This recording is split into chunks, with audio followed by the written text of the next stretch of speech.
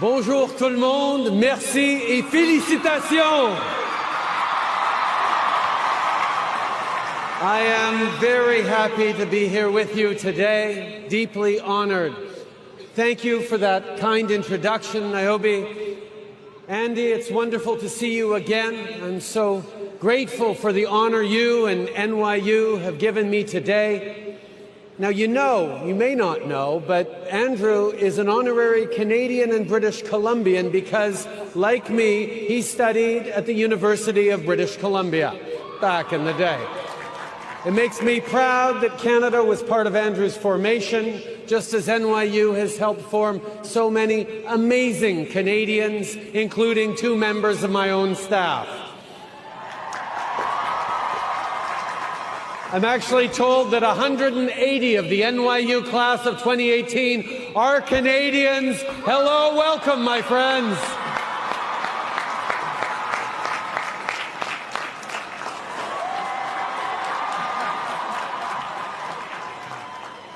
I have to say, to be here now, speaking with all of you, in Yankee Stadium, one of the greatest places in one of the greatest cities on earth, is more than a little humbling. My friends, you are now NYU graduates, the best and the brightest. You have great potential and possibilities, and therefore you have enormous responsibility too. So today, I'd like to talk about the nature of both those things, and I'd like to offer you a challenge, one that I think is essential for your future success as individuals and as the leaders that you are becoming. Among the many things I admire about NYU is that about 1/5 of the students are international.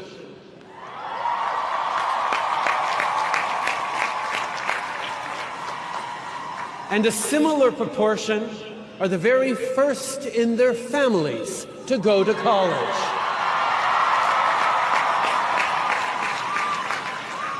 This group is truly diverse in every possible way, and I think that is an extraordinarily valuable and important thing.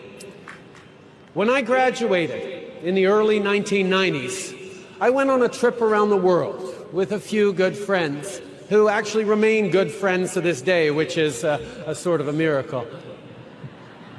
We trekked and traveled, mostly overland, from Europe to Africa to Asia, and that remains one of the great formative experiences of my life. It was an amazing adventure.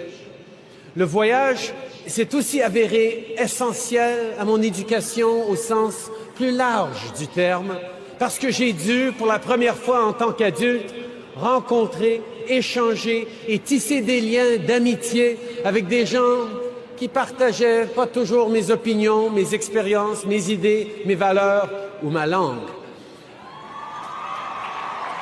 It was also a really important contributor to my continued broader education because it forced me, really for the first time as an adult, to meet, engage, befriend people whose views and experiences, ideas, values, and language were very different from my own.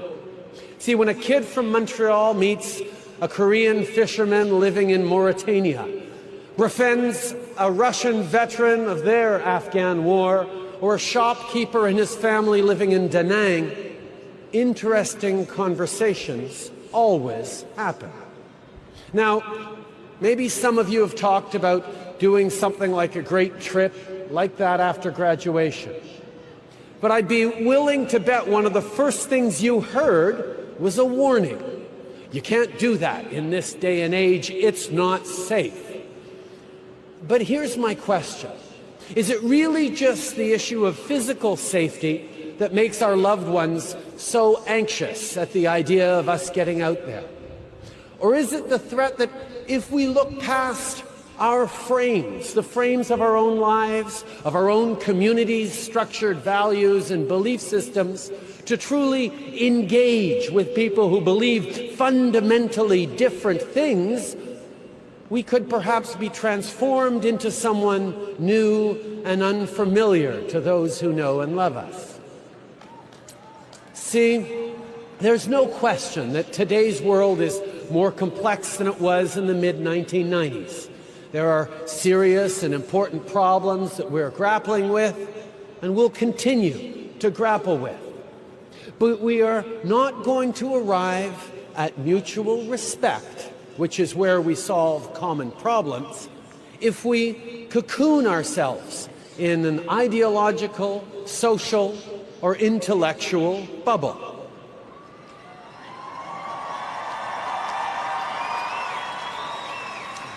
Now, we can see it all around us. There's a peculiar fascination with dystopia in our culture today. You see it everywhere on film and TV. But the truth is that, on balance, we have the good fortune to live in a time of tremendous possibility and potential, a time when it is within our grasp to eliminate extreme poverty, to end terrible diseases like malaria and TB, and to offer a real chance at an education to everyone on this planet.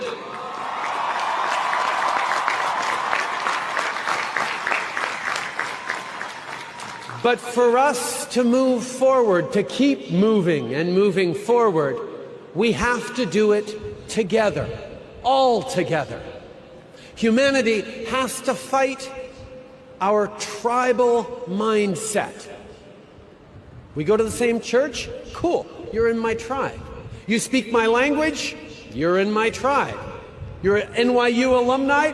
You're in my tribe. You play Pokemon Go. You're a vegetarian.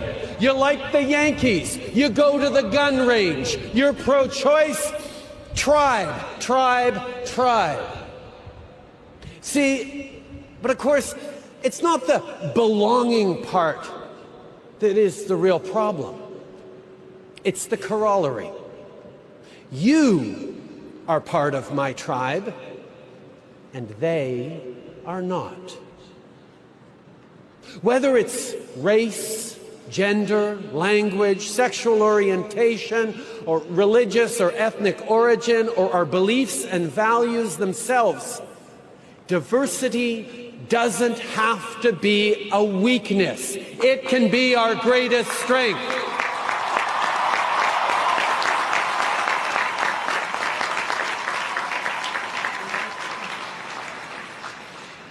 Now, often, people talk about striving for tolerance. Now, don't get me wrong. There are places in this world where a little more tolerance would go a long way. But if we're being honest, right here, right now, I think we can aim a little higher than mere tolerance.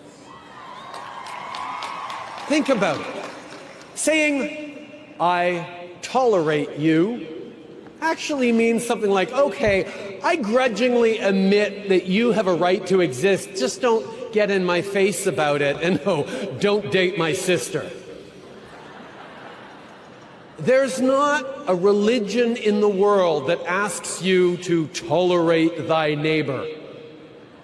So let's try for something a little more like acceptance, respect, friendship, and yes, even love.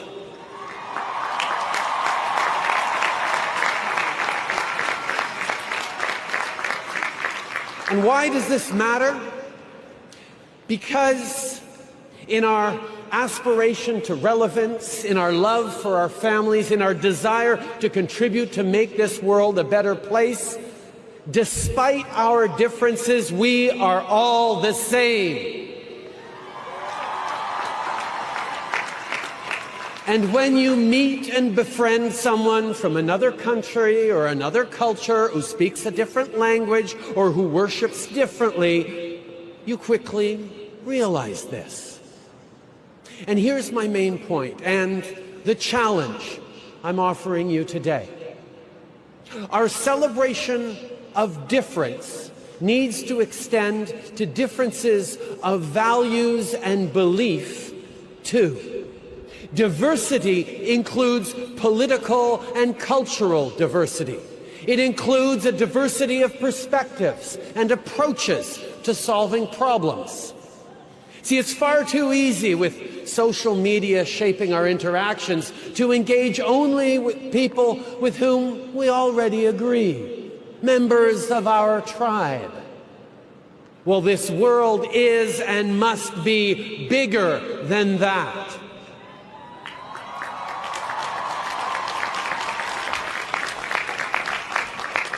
So here's my request. As you go forward from this place, I would like you to make a point of reaching out to people whose beliefs and values differ from your own. I would like you to listen to them, truly listen, and try to understand them and find that common ground. You have a world of opportunity at your fingertips, but as you go forward from here, understand that just around the corner, a whole different order of learning awaits, in which your teachers will come from every station in life, every education level, every belief system, every lifestyle. And I hope you will embrace that. You have been students. You will continue to learn all your lives, but now it is also time for you to become leaders.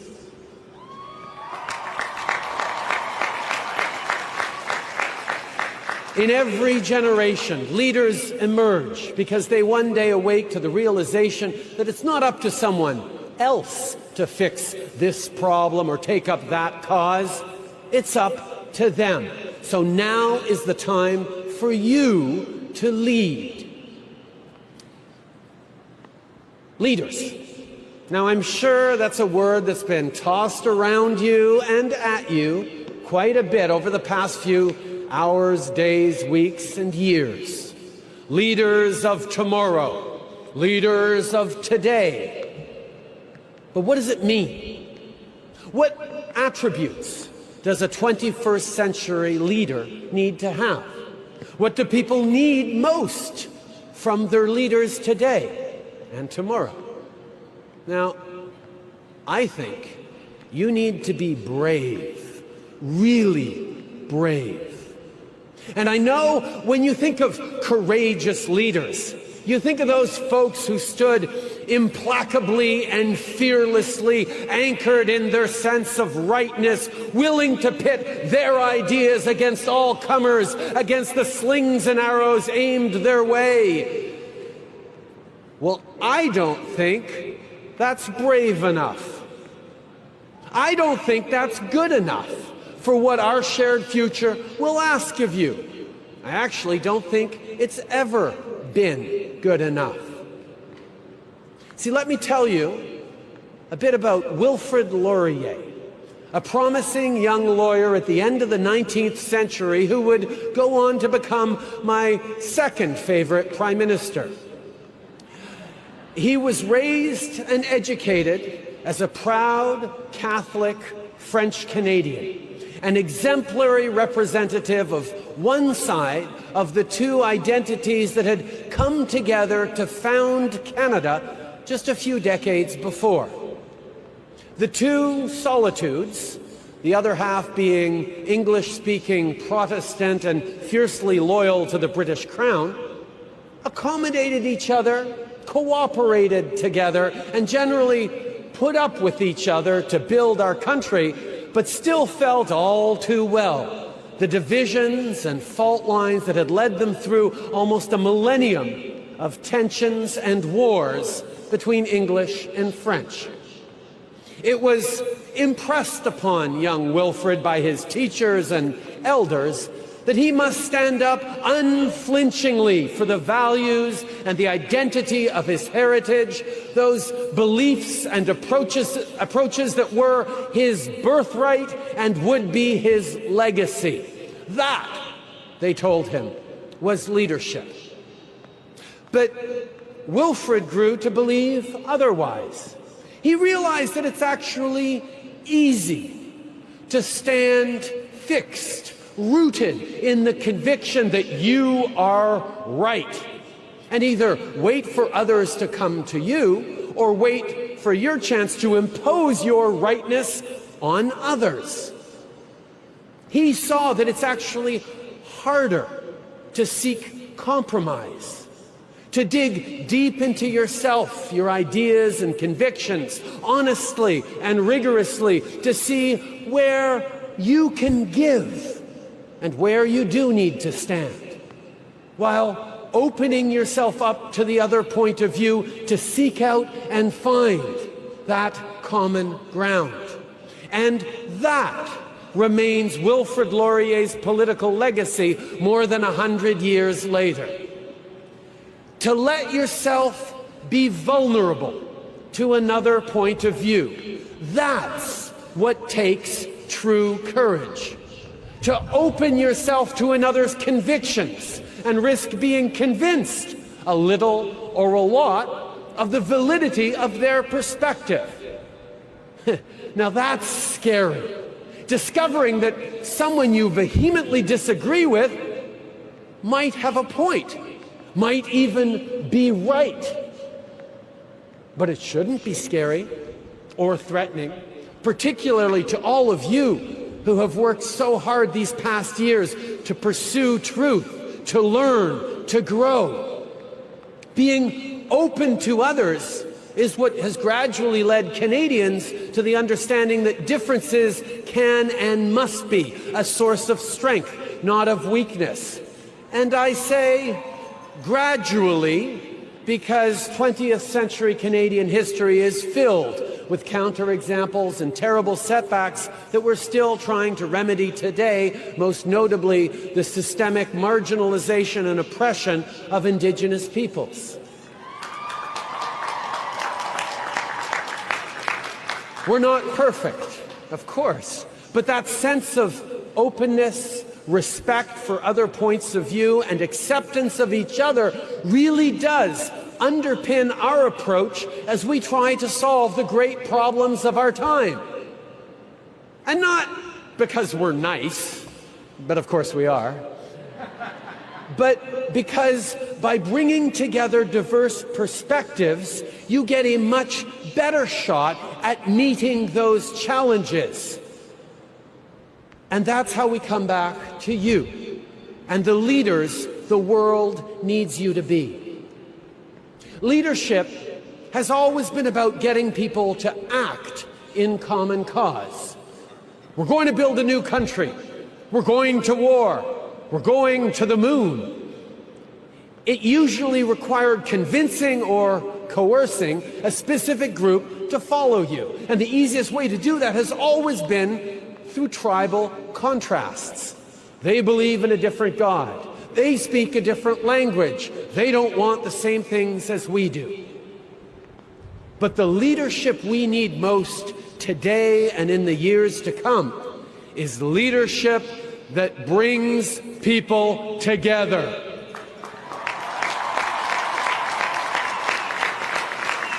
That brings diversity to a common cause.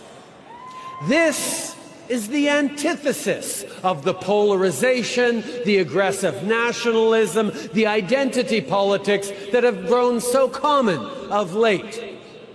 It's harder, of course. It's always been easier to divide than unite. But mostly, it requires true courage. Because if you want to bring people around to your way of thinking, you need to first show them that you are open to theirs. That you are willing to enter into a conversation that might change your mind. Show respect for their point of view, and you have a better chance of actually having them listen to yours. And regardless of what happens, you will have had a genuine exchange that focused on understanding, not on winning a debate or scoring points. And you will both be improved for it. Now let me be very clear. This is not an endorsement of moral relativism or a declaration that all points of view are valid. Female genital mutilation is wrong, no matter how many generations have practiced it. Anthropogenic climate change is real, no matter how much some folks want to deny it. But here's the question. Do you want to win an argument and feel good about how superior you are? Or do you actually want to change behaviors and beliefs? See, it's been pointed out that one of the many differences between Abraham Lincoln and Jefferson Davis was that Davis preferred to win a debate, while Lincoln would rather win the war. And that's the question. Do you want to win an argument, or do you want to change the world?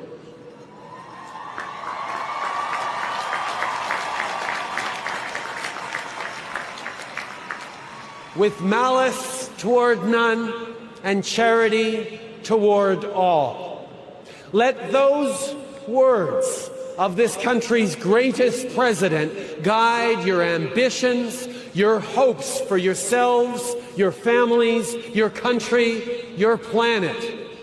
There is no shortage of cynicism and selfishness in the world. Be their answer, their antidote. I am abundantly optimistic about the future because of you. It is yours to make and mold and shape. The world eagerly awaits, indeed requires, your ideas, your initiative, your enterprise, your energy, your passion and compassion, your idealism and your ambition. But remember that true courage is the essential ingredient in all your efforts. Congratulations, class of 2018. Now go change the world. Merci.